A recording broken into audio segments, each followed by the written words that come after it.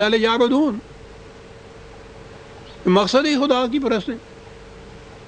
پہلے تو اس مقصد پہ زور دی، ذرا غور کیجئے عزیزان من، کہیں تنہائی میں بیٹھ کے غور کیجئے گا کہ خدا کہتا ہے مقصد یہ ہے ان کے پیدا کرنے کا، میری پرستش کر دے رہا۔ ایک لفظ عبادت کے مفہوم کے بدل جانے سے آپ دیکھیے بات کہیں سے کہیں جا پڑی، غرض و غایت تخلیق انسانیت کی کچھ اور ہو گئی۔ یہ جو عبادت گزار قوم ہے اس کی زندگی کچھ اور ہو گئی۔ وہ سخر لکم ما فی السماوات والارض کہہ رہا تھا کہ ساری کائنات زیر تسخیر تمہارے کر دی ہے، اٹھو اور ان قوتوں کو اپنے لیے اپنے قابو میں لے کے آؤ۔ وہ یہ بتا رہا تھا یہاں یہ صورت ہے کہ بیٹھے ہوئے ہیں ایک گوشے کے اندر اور وہاں نفل پڑھے جا رہے ہیں، نماز پڑھی جا رہی ہے، تسبیح ہیں، ورد ہیں، وظائف ہیں۔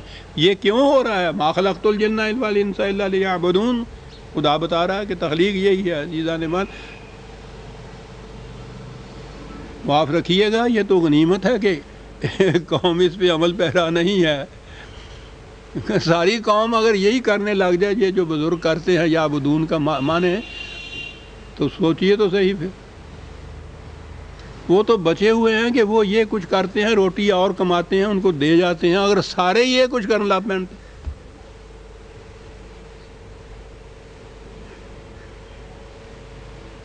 اللہ لیعبد، ایک لفظ عبدہ یعبدو سے عربی زبان میں بھی اور قرآن کریم میں بھی جو الفاظ استعمال ہوئے عزیزان مان، اس کے معنی محکومیت کے ہیں کہ شرف انسانیت یہ ہے کہ انسان نہ تو مظاہر فطرت میں سے کسی شے کے سامنے جھکے، کیونکہ ہر شے اس کے تابع تسخیر ہے، اور اس کے بعد انسان رہ جاتا ہے نا۔ انسان کے سامنے وَلَقَدْ كَرَّمْنَا بَنِي آدم، ہر انسان یکساں واجب التکریم ہے۔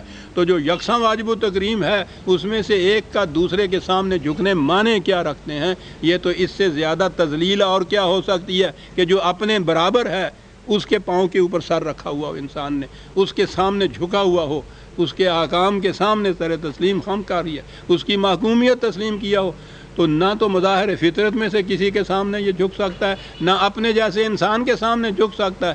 اور پابندی تو کرنی پڑتی ہے زندگی میں کسی شے کی۔ کس چیز کی پابندی کرو؟ خدا کے قوانین کی پابندی کرو۔ ہم نے ان کو پیدا اس لیے کیا، ان کی تخلیق کی غایت یہ تھی کہ کسی اور کے سامنے یہ نہ جھکیں، صرف ہمارے قوانین کے سامنے جھکیں۔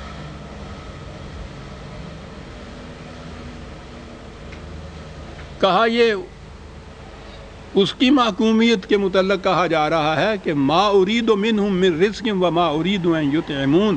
پہلی چیز یہ ہے کہ ہم ان سے کچھ نہیں مانگتے، کچھ کھانے کو نہیں مانگتے، کچھ سامان زیست نہیں مانگتے۔ جو بھی کسی دوسرے سے لے کے کھانے والا ہے وہ اس زمرے میں آ ہی نہیں سکتا،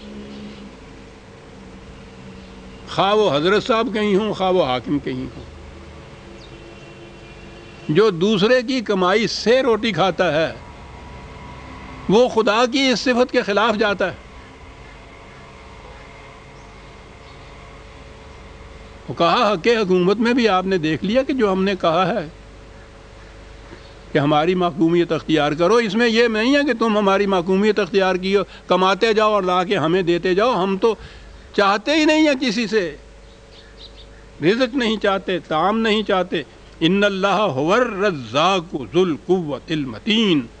کہا یہ کسی کی کمائی سے لینا، جس کی محکومیت اختیار کی جائے اس کی تو ذمہ یہ ہے کہ ہر ایک کو رزق پہنچائے، بجائے اس کے کہ ان کی کمائی سے خود کھائے۔ کیا کیا چیزیں کہاں کہاں کیا جاتا ہے، ذو القوۃ المتین۔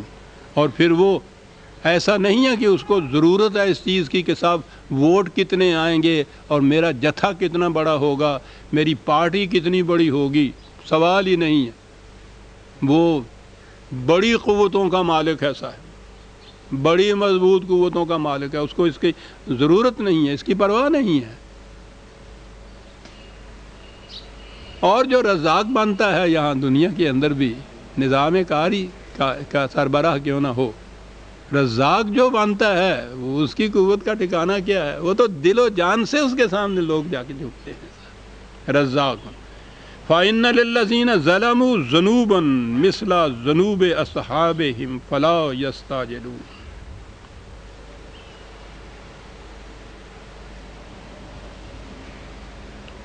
یہاں لفظ ظلم آیا ہے، ترجمہ کیا کہ جو ظلم کرتے ہیں. اب بہرحال یہ تو سارے اس میں سے نکل گئے کہ جو دنیا کے معاملات میں حصہ ہی نہیں لیتے، تو سوال ہی نہیں. یہ تو الگ بات رہی کہ کسی کی منفعت، کسی کا بھلا بھی نہیں کرتے، لیکن بخار وہ کہتے ہیں ظلم نہیں کرتے. یہ ظلم نہ کرنا جو ہے، میں اس معنی میں لے رہا ہوں جس میں عام طور پہ ظلم معنی لیے جاتے ہیں. ظلم کسی پہ نہ کرنا بھی جو یہ بڑی خوبی ہمارے ہاں، بڑی اعلیٰ صفت گنی جاتی ہے، بڑا کیریکٹر. تو یہ تو بات نہیں، یہ تو ایک منفی چیز ہے. پتھر کسی پہ بھی ظلم نہیں کرتا، سوال ہی نہیں. یہ تو منفی چیز ہے، یہ نہیں کرتا. جس چیز کو آپ نیک کام کہتے ہیں، قرآن نے پتہ کیا بتایا ہے؟ یَمْکُثُ فِی الْأَرْضِ مَا يَنْفَعُ النَّاسَ. جو عمل نوع انسانی کی منفعت کے لیے ہوگا وہی ہے جس کو بقا نصیب ہوگی. اب یہ مثبت ہو گیا یہ بات، یہ نہیں کہ وہ یہ نہیں کرتا، یہ نہیں کرتا، یہ نہیں کرتا. ٹھیک ہے، قانون خداوندی کی خلاف ورزی نہیں کرتا، لیکن وہ نہیں کرتا والی بات نہیں ہے. یہ لا الہ والی بات اتنا حصہ نہیں ہے، یہ منفی ہے. آگے مثبت عمل بھی تو ہے. مثبت عمل یہ ہے یَمْکُثُ فِی الْأَرْضِ مَا يَنْفَعُ النَّاسَ. اسی عمل کے لیے بقا، کیا بات ہے صاحب، اسی عمل کے لیے بقا ہے جو نوع انسانی کی منفعت کے لیے کیا جائے. الناس کے لیے ہے. یہ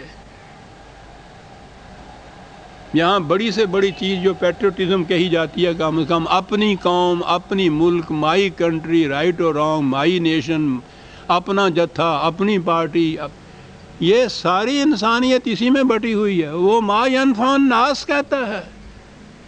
اب دیکھ لیجئے کہ معیار کیا ہے اس چیز کے جانچنے کا، یہ کام نیک ہے یا نہیں، اس میں خدا کی عبادت ہو رہی ہے یا نہیں. میں نے لفظ وہی استعمال کر دیا.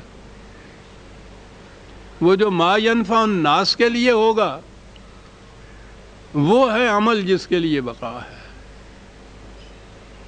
اور وہی ہے جو خدا کے قوانین کی اطاعت کا لازمی نتیجہ منفعت الناس ہے. عزیزان ہمارے، اب یہاں جو لفظ ہے ظلموا، آپ کو یاد ہوگا یہ لفظ کئی دفعہ آ چکا. اس کے معنی ہے کہ جس شے کو جہاں ہونا چاہیے وہ وہاں نہ ہو.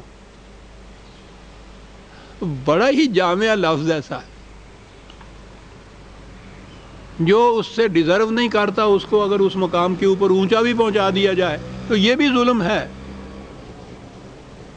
اور جو آن میرٹ کہیں ہونا چاہیے اگر اس کو وہاں نہیں ہے نیچے رکھ دیا جائے تو یہ بھی ظلم ہے.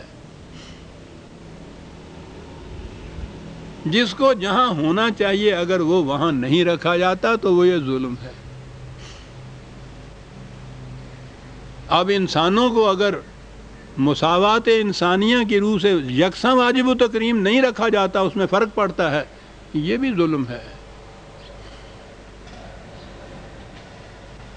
تو کہتا ہے کہ وہ لوگ جو ظلم کرتے ہیں، یہ لفظ ذنوباً مثل ذنوب اصحابہم، یہ ذنب کا لفظ بڑا جامع ہے ان کے ہاں.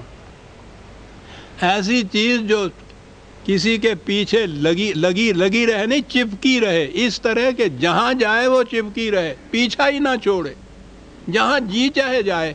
اب پتہ ہے انہوں نے کہاں سے یہ لفظ لیا تھا؟ عجیب قوم تھی. یہ جو گائے بھینس یا اونٹ کی دم ہوتی ہے نا، اس کے لیے یہ لفظ بولتے ہیں. اب دیکھ لیجئے کہ کیسی عمدہ یہ تشبیہ ہے کہ وہ کہیں جائے چپکی رہے وہ چیز اور پیچھے لگی رہے. کہتا ہے انسان کے عمل کا نتیجہ وہ تو اس طرح سے اس کے پیچھے چپکا رہتا ہے جیسا کسی اونٹ یا مویشی کی دم اس کے ساتھ چپکی رہتی. اور آخر الامر پھر وہ نتیجہ برپا پیدا کر کے رہتی ہے۔ ذنوب وہ